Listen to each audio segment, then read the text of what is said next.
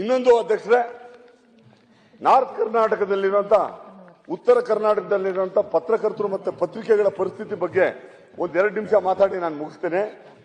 ಇವತ್ತು ಏನಾಗಿದೆ, ಈ ಭಾಗದಲ್ಲಿ ಇರ್ಬೋದು, ಇಲ್ಲಾಂದ್ರೆ ದಕ್ಷಿಣ ಕರ್ನಾಟಕದಲ್ಲಿ ಇರ್ಬೋದು, ಬೇಕಾದಷ್ಟು ಪತ್ರಿಕೆಗಳು ಇದಾವೆ. ಇವತ್ತು ಸಣ್ಣ ಪತ್ರಿಕೆಗಳು ಇರ್ಬೋದು, ಇಲ್ಲ ಮಧ್ಯಮ ಪತ್ರಿಕೆಗಳಿರ್ಬೋದು, ದೊಡ್ಡ ಪತ್ರಿಕೆಗಳು ಇರ್ಬೋದು. ಇವತ್ತು ಸರ್ಕಾರಿ ಜಾಹೀರಾತು ಮೇಲೆ ಡಿಪೆಂಡ್ ಆಗಿ ಇವತ್ತು ಪತ್ರಿಕೆಗಳು ನಡೀತಾ ಇದಾವೆ.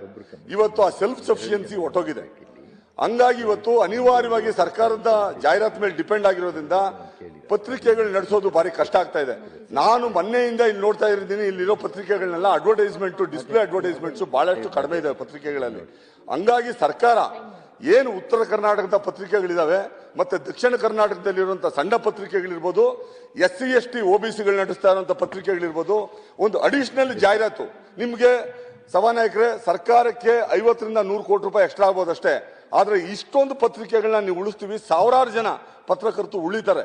ಈಗಾಗಲೇ ಕೋವಿಡ್ ಇಂದ ನಲುಗಿದಂತ ಪತ್ರಿಕೋದ್ಯಮ ಇನ್ನೂ ಸುಧಾರಿಸ್ಕೊಳಕ್ಕಾಗಿಲ್ಲ. ಹಂಗಾಗಿ ಇವತ್ತು ಪತ್ರಿಕೆಗಳು ನಡೆಸೋದು ಭಾರಿ ಕಷ್ಟ ಆಗಿದೆ.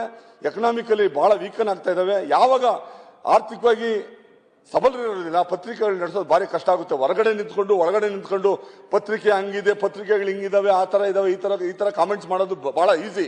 ಆದ್ರೆ ಒಂದು ಪ್ರಾಡಕ್ಟ್ ನ ಹೊರಗಡೆ ತರೋದು ಭಾರಿ ಕಷ್ಟ.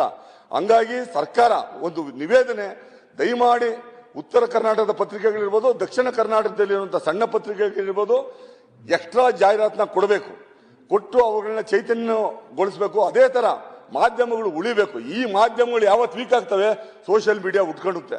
ಸೋಷಿಯಲ್ ಮೀಡಿಯಾ ಉಟ್ಕೊಂಡ್ರೆ ಏನಾಗುತ್ತೆ ಅಂತ ನಾನೇನು ಹೇಳ್ಬೇಕಾಗಿಲ್ಲ, ಅದ್ರ ಬಗ್ಗೆ ನಾನು ಮಾತಾಡಕ್ ಹೋಗೋದಿಲ್ಲ. ಹಂಗಾಗಿ ಸಭಾನಾಯಕರೇ, ಈ ಅಧ್ಯಕ್ಷರೇ, ಸಭಾನಾಯಕರಲ್ಲಿ ನಿಮ್ಮ ಥ್ರೂ ನಾನೊಂದು ಮನವಿ